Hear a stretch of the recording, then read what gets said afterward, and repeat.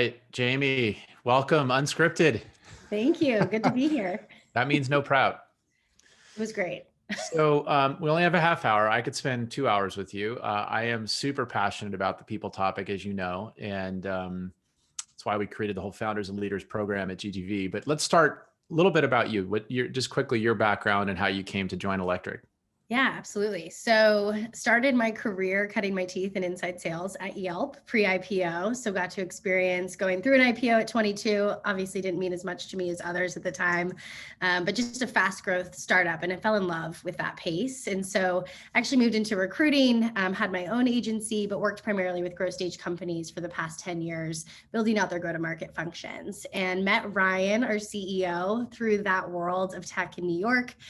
Sold my business about 2 years ago. We were a Salesforce.com specific recruiting agency for startup companies looking for VPs of sales ops and Salesforce admins. And we all know the money people spend on fixing CRM when it's too late. So it was a great business to be in. And I just really wanted to join a company where I could have more impact, not on the agency side, but in-house. And so Ryan sort of took a chance on me. I joined Electric 2.5 years ago. We were 50 people. We are now 250 globally. Wow. And I oversee all of talent, HR, workplace, culture, and actually internal IT, which isn't hard to do when you're an IT company. And it's been, a very wild ride. And so you didn't have a background in running this function inside of companies. So one of the things that, is a big challenge for us in working with portfolio companies as they grow from 50 to 100 to 150 people is they, a lot of times the founder or CEO says, oh gosh, I need to go get ahead of people. And immediately they start doing a search for a head of people, and all the people that show up are people who've been people leaders. Correct. And, we have several companies, you're one of them. A Bright Wheel has a head of people who had never been a head of people before. Mm-hmm. So how do we, I guess the question is sort of twofold. Why do you think you were able to transition into that role, one? Mm-hmm. And two, how do we help the industry become more aware that people who haven't necessarily had the role can play the role? And what should they look for? What if I'm a founder or CEO, what should I be looking for in that person who might be able to come in and play that role, but doesn't necessarily have the resume of doing it for 10 years? Yeah, absolutely. I think the thing that made me successful, other than Ryan taking that shot on me and saying, please help me, was that I had an operating background. And whether you're a sales manager, at an really entry level sort of management job, you still are an HR manager. You're dealing with, employee relations issues and performance management. And so while I didn't have the role sort of organizing that for the whole company in my background, I did have that on very smaller scales very early on in my career. Sort of one of the biggest and first roles that I had was leading a sales team.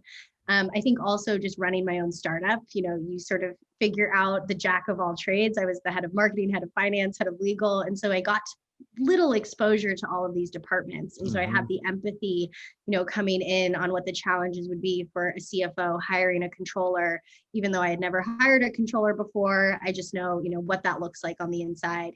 And so I think, when looking at people leaders, you want people who know how to run teams, who care genuinely about people, and obviously have an interest, because eventually you get to a point where HR and compliance becomes the job, and you need to make sure that you're legally taking care of things. And so that was the part I was most interested in learning and have such a passion for. But Ryan and, the rest of the executive team have supported me in finding those external resources and courses that I need to take, especially since we've expanded nationally this year. Like, what does employment law in Texas actually mean? And making sure that we're the experts, on day one, so that we don't run into issues. But so it sounds like a lot of it is you having the entrepreneurial DNA, the operator DNA, kind of understanding what Ryan needed as a CEO, but then going and figuring it out as you went along. And how many people were in the company when you joined?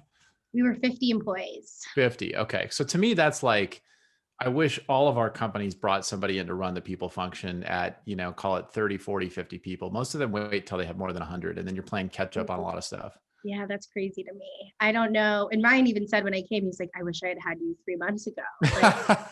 And I could sort of tell. I always a lot. Yeah. I tease him for this because I could tell they needed me. Sort of at the end of my interview process, we were sort of looking at each other like, what do you think the next step is? Like, what do you think? And so I'm like, clearly he needs some help with just recruiting and hiring and sort of having that sort of rigorous process. But when I got on board, I was actually shocked. I was like, how did they figure this Weren't out? you also, if I remember when I first met you, weren't you also running customer I success? was, yeah. We sort of, I mean, you did everything. we divided and conquered really Yeah. fast. But when I got on board, everybody was just so great. And so I knew sort of Electric had figured some things out really well, which was how to hire great people who cared deeply and wanted to work hard. Whether or not you had a really robust interview process, they nailed that profile. And so the culture was great when I showed up. People were very, empathetic. That was sort of the red thread that held everything together, was like, we're here to figure it out together. And then we sort of threw on, a really rigorous, refined recruiting process, and we sort of amplified just what we were looking for in every hire from that point moving I was forward. going to ask you, like, if you look back at that time when you joined at 50 and you kind of think about like, okay, for that first 6 months, what are the things that you had to focus on and put in place? So it sounds like one was a recruiting process. What were the Yeah. other major things that you had to tackle and put in place?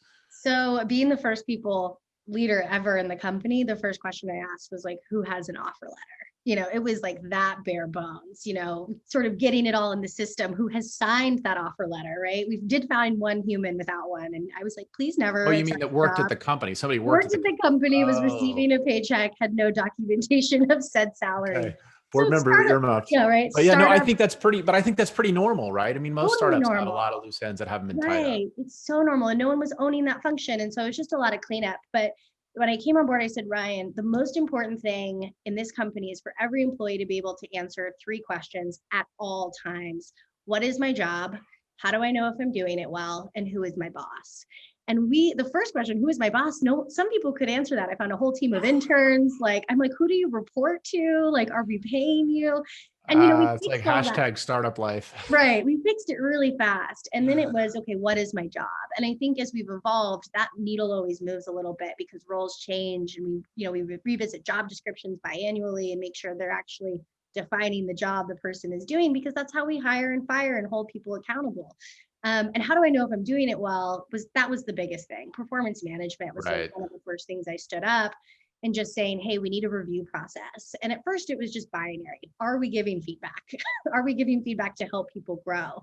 And then it was, okay, let's define these roles. So we actually went on this huge sprint when I first joined, probably spring of that year, and built 140 career matrices, like competencies, functional, non-functional. What does it mean to be a solutions engineer at Electric? And what are the most important things? And I think the team really took to that because they were sort of figuring it out at the same moment and really defining what they wanted long term. And we just gained such clarity of roles and responsibilities. And that became sort of the segue into our review process with like scoring mechanisms and weighted averages, and just being able to tell people at any given How time, long did it take you to pull all that together? like 2 months. We did it fast. Yeah. We did it Yeah. really fast. But And how much of that is available, out on the interwebs, and how much of it did you have to sort of create on your own?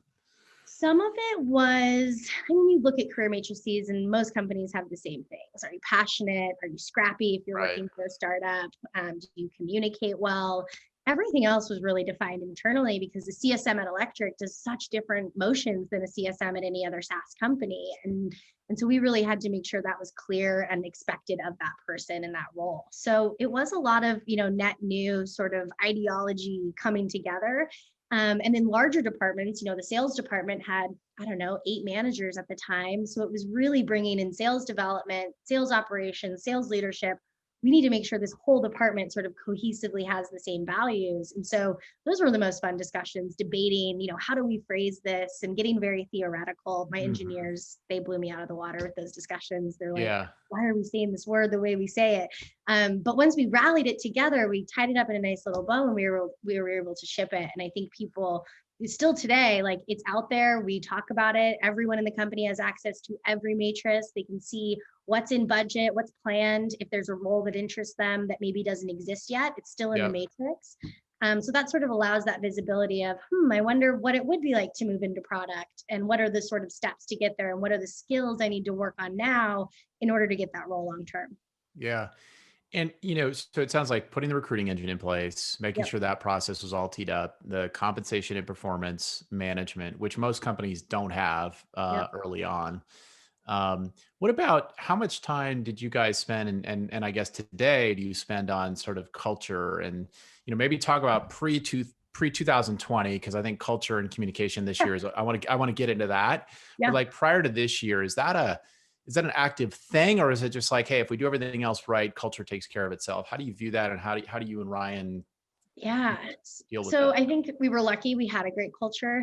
And it was just, I was like, everyone's so diverse. We've done a great job. What is that thing that's holding us together? And it was really this empathy that, we care above all else, which ended up being our first core value. From the core values exercise, which was really like, these are the things we're going to put in place to say, this is going to dictate our behavior in the workplace. This is how we expect you to behave. And so it was very thoughtful in that sense of setting up core values when I first joined, so that we could sort of have that run through the organization. But I think to your point, culture sort of naturally happens as well. People going to beers after work or grabbing drinks. Alcohol has never been a part of our culture, which I'm so proud of, and Ryan is too. Like, we didn't have the startup beer pong, ragers that you hear about. I remember I brought beer in to do like a beers with engineers my third week, and Ryan was kind of like, "What's going on?" And I'm like, "It's okay. It's just a 6-pack. We're gonna be fine." And we've learned to sort of bring that into the fold in a healthy way. But planning events and getting people to know each other, especially like that first quarter I was there, we were 50 people. In January, I joined in October. January, we were 101.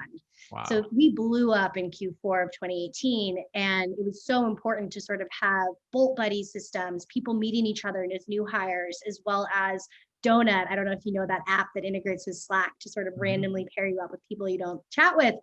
And just things like that were sort of helping us facilitate, the meet and greet of the culture. But it's definitely been something we've always done in terms of communication, all hands, bringing people together, sort of marching to the beat of the same drum has always been a really important aspect of working at Electric. So one of the, and I want to, maybe we'll spend the last 10 minutes talking about 2020 and COVID, but like one of the things that we see as a huge challenge, for kind of Series A and B companies is, a lot of times you get the early team that's like, hey, we're all here for the mission and we're going to take the hill and things are going to be great. And kind of everybody's doing everything. Yep. And then you sort of move into this mode where you get past like 15, 20, 30 people, and you got to start defining roles. You got to make job specs more clear. You're recruiting in new people, sometimes who come in with different comp expectations. Right. How did you deal with all of that? And how did you kind of help Ryan and the rest of the execs sort of level up through that period from the kind of Series A to B? Because today, I would argue you guys have an amazing team of executives, but you went through some ups and downs to get there. How did you go through that startup phase and sort of merge into the mode where you are now, where you're kind of into a growth stage? Right. We call them our OGs, our original gangsters. Many of them are still in the organization. And I think when I realized how special those people were when I came on board, they were running everything. Right. Like Ariel Chisholm was our director of CS. She oversaw 2/3 of the company. And I think the biggest team she'd ever managed prior to that was 2 people. It was just like, whoa, we are over our skis. Not just her, everybody's over their skis right now. And so we fought really hard to retain those folks. That is part of the reason I ran CS, was because it was just too big so fast. And she was starting to burn out. She is now our director of operations. We've career pathed her into a wonderful role, because holding on to those individuals is so important. Not only are they culture champions, they show retention is possible through different phases of growth, but they have all this IP in their head of how and why we do things. And so losing those people can be such a disadvantage. Now, we have lost some of those OGs, either the company outgrew them, or maybe the roles that they were sort of becoming specialized in weren't the right fit for them. But I really attribute a lot of the retention of those folks to our executive team coming in, with those layers and really fighting to say, it's going to be There's different. also the negative, right, of the OG versus the new people. I mean, one of the challenges we see is you do get that sort of OG mafia in some startups that is a little bit, does tissue rejection with new hires, and it can be a little uncomfortable for new hires. How do you guys deal with that? They are the most protective people I've ever seen in a hiring process. They're tough. And we talked about it. I was like, you guys are scaring people away. Right. You're being too harsh. And not only that, when someone was onboarded, it was sort of like, who are you? Wait till you prove us. And so we addressed it head on, like nipped it in the bud. You have to be more welcoming. You fought to bring this person on. Think about what the end results of now having this expert in house is. But we definitely, the last 2 years has been a phase of hiring expertise, tours of duty, we call it, people who have done it before. And that doesn't mean that the person who was doing it did a bad job. In fact, we actually look and celebrate those moments. Andrea, our CMO, and I laugh all the time, like, layer me. That means we've done our jobs, right? Right. Like, when we get to that point that's too big, it's exciting that you've reached that threshold. So we try to celebrate it a lot, but we did go through some ups and downs. And I think we learned from the profiles we made mishires on. And Ryan has turned into one of the best recruiters I've ever worked with. He's totally walks the walk in terms of like clearing his calendar for interviews. He runs process, he gives feedback quickly, and not all CEOs do that. And so when No, they that don't. comes from the top down, hiring being the number one priority, every role has a plan, has a profile, has a process, and we know what we're getting so we can fight against that bad hire. Yeah, so I want to jump into that. I wrote this post a couple years ago called The People Conundrum. I think you've seen it. And what triggered it was interviewing a candidate. We interview a lot of candidates for companies. And I asked the candidate, hey, how's the interviewing process been with this company? And he was like, to be honest, not very good. Yep. And I think a lot of times CEOs that don't have a great head of people don't realize that when you have a broken recruiting process, you not only are wasting your time because you're going to lose those candidates to other companies, but you're creating a bad brand impression in the market. Those people go out and tell other people, oh yeah, don't interview there. It's not a great process. What do you view as the keys to a great recruiting process, like from start to finish? Because I know you guys have really nailed that today. And part of it, as you mentioned, is Ryan making time for it, but how do you manage it across the company? Yeah. So the first is we have a lot of controls in how a role gets opened up. And so I actually, right before I hopped on this call, was sending a signal email to talent and finance. This role is official, it's live. So if it doesn't come from me, they don't work on it, because that's a lot of times where we get the confusion. In order for that role to even go into Greenhouse and be on the website, we need a process, a job description, a hiring board, who is on the hiring team. We make sure that hiring team is diverse now more than ever. And it's sort of like, it is your job. We have approved this rec, but as a hiring manager, you have to give us this information or we don't even start the game. And so when the clock starts ticking like that, hiring managers become very motivated to get you the information as fast as they can. But you make them do a bunch of upfront work to make sure it's all ready to go. That's great. Absolutely. Yeah. Yeah, that's not going on the site until we have a plan. And so it's hard for them because they're like, just start sending me applications, just send me and I'm like, no, because we don't know what the next step is after you see someone or talk to someone you like. There could be 2 weeks in between, that first call and that second onsite. We lose momentum, it's bad experience. So the other things I really, hold my team accountable to is we have a phone first mentality. Building relationships requires live conversations. It's not just an email. That's how we close candidates. What do you care about? How did the interview go? We also over communicate. So we tell people when they're rejected. We don't just send a note, especially if you've gone more than a few rounds. We're talking to you about why we're not moving forward. We're giving you feedback as best we can in order to help you in your interview process. And I think the resounding feedback from that is like, wow, thank you so much. I know I don't get these calls. I normally don't hear back. So like, if you're responsive, you are already beating 50% of the companies out there in terms of employer branding in the interview process. And then I think it's, don't waste your time. Like, we put searches on hold and we're really tough with hiring managers on the TA side. Like, we're your partner, but we are here as a service. And if you're not going to move this forward, as quickly as possible, we have other hiring managers we can devote time to that are making this a priority. And also, we just can't sacrifice the brand, to tarnish it with not having the speed or the process in play. What about, so let's talk a little bit about 2020. Sure. So COVID hits America February, March. What did you guys do? What was the game plan? And then I want to kind of shift into what are the changes you've seen in the organization this year, and what do you think will carry forward into next year? Awesome. Yeah. I remember the day we were actually at an exec offsite, January 28th, all together, and our CISO emailed us and said, I know I'm paranoid. It's my job to be paranoid, but there's this virus. It's spreading. Order these KN95s. We all laughed and we're like, Alex, you're so crazy. Like, he's so paranoid. I ordered the masks anyway. And 2 weeks later, Vic, our CFO, just looked at me and he's like, it's coming. And so we actually started prepping mid-February for the virus to hit. Yeah. So we immediately, set up VPN access. We started pressure testing. We sent half of the SDR team home 1 week to work remotely and just figure out, how does this operate with feedback, with hearing people on calls? Like, how are we going to actually do this? Does your internet work? Do you have a space to work? I sat down with every manager and was like, hey, does this employee have a desk set up? They'd be like, yes. I'm like, okay, where is that desk? Is it in their bedroom? Are they working at a Right. kitchen Right. table with Does it 5 look like other a dining room SDRs? table? Right. Yeah. Like, do they have roommates? Have you talked about it with them? Like, we actually need to dig deeper here to find out what people Yeah. need. And so by the time I remember the day I took Monday off. I had to get a passport renewed. And I was like, I need to take care of this before the world ends. I'm walking in Brown Wall Street in the financial district. The market crashed that Monday. Yep. It was like some scene out of a movie, everyone just looking over their shoulders when someone would cough. I'm in these government buildings like, oh my God, I need to be in the office. I came back in Tuesday, walked into Ryan's office and was like, we're going remote by Friday. And so immediately we had these stations up in the office. We were bubble wrapping monitors, sending people home in Ubers. And I think, we went remote the day before Cuomo called it and we were ready. And I remember that Thursday was just like the most seamless day. Everybody was on, attending meetings, nothing had changed. And Ryan was sort of like, it's working. I'm like, yeah, we're going to be fine. Like, it's totally fine.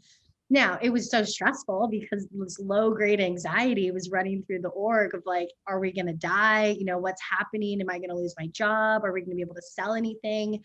And so I think, the thing we did at that point was just over-communicate. And Ryan and I realized, especially with such a younger population, reading headlines and news and going through something this catastrophic for the first time is like, we have to tell people sort of the facts and what we're thinking as an executive team to help guide their decision-making process. And so I felt like I could go work for FEMA after this. We were just like emergency response. Like, I don't think you want to. reading But the I will say CDC. one of the challenges, I was in Silicon Valley for 9/11, which was similar, and also in 08, 09. And so I've been through it twice. I mean, Ryan and I were talking a lot in March, and I was like, hey, dude, I've been through this, and it will get better on the other side. But a lot of folks in the workforce weren't here in 08, 09, and most of them weren't here. Some of them weren't even alive in 9/11. So it was a very traumatic. I remember March was a very traumatic time for a lot of people. Absolutely. Yeah. And that was just, the sort of the flag of like, we have to start checking in and not like, how are you doing? Great. Let's jump into our agenda. But like, no, how are you actually doing? Are you okay? We started hearing, siblings or aunts and uncles that were infected, someone's aunt was on a ventilator and just, hey, like, let's reschedule. Yeah. Cause it hit New York hard first, really. Yeah. It was really bad. Like, it was sort of, a fallout I Am Legend scene in New York for a few weeks. Like, there were trucks with bodies on the sides of the roads. It was terrible. And I think the biggest thing we could do is just, make people feel seen and heard and supported and over communicate what we were planning to do as a company. We initially extended work from home through April and March, and then halfway through March, we were like, we got to do through June. Come May, Brian was like, July 2021 looks more realistic. Yeah. But we always sort of erred on the side of we'd rather be more cautious and be able to have people come back to work so that our employees don't have another thing that's uncertain in their life. Yeah. Like, are there some tools or are there some communication tools or techniques that you guys put in place that you think will, they weren't just Band-Aids, they're things that will be part of the superpower of the organization as you go into next year? Because, I don't know where you guys have landed on this, but we're probably not going to all just go back to being in the office anytime soon. Most of our companies are going to have some kind of office/remote work strategy. And so just love to hear about that. Yeah, no, we are on the same page. I think Ryan said it best a couple months ago. He's like, I don't think we'll ever be able to be in a position to ask people to come back to work 5 days a week. And I said, not only that, but when we do go back, I can't just start getting up at 8 a.m. and commuting again. That's like my body's going to go into shock or something from, just moving from my bed to my desk every day. And so we sort of agreed on that early on. But the one thing I think, we set out in January to over communicate to the company in 2020. We were totally forced to do that due to COVID. And so long lasting communication that is consistent every 2 weeks is something that is such a part of our pulse now. We have this amazing newsletter that it's turned into rather than sort of an exact update from Ryan, but it starts with that really personal exec letter from one of our exec team members of like, here's the state of the union. Here's what we're working through this week, whatever it may be, whether it's the election or the death of George Floyd, or, just, hey, we acquired a company, like, let's talk about it, all the Right. good, And bad, so and that's ugly. an all hands, or that's an email, or The what's your, newsletter. Yeah, it's okay. simple little MailChimp newsletter. We have every manager give an update every 2 weeks, and we make it fun with lots of photos. And the readership is the highest I've ever seen in terms of Wow. stuff to send out. So it's great to feel that connection. And I think the other thing, especially being now virtual and probably semi-virtual for, some time, is just creating those pockets of experiences for people to come Hmm. together. And that's been a really fun way to think about workplace the past year, is constantly pivoting. Like, the meditation classes were great for a week, and now nobody wants to be on their computer. So what's next, right? And I think I've officially, like, one-upped myself in all hands with guest speakers. Like, I'm gonna have to start recruiting celebrities to come in, because we've had just like the best all hands this year. We had a Yeah. mentalist a couple weeks ago. Like, just trying to find fun ways to make people laugh and enjoy the Zoom calls they're on all day.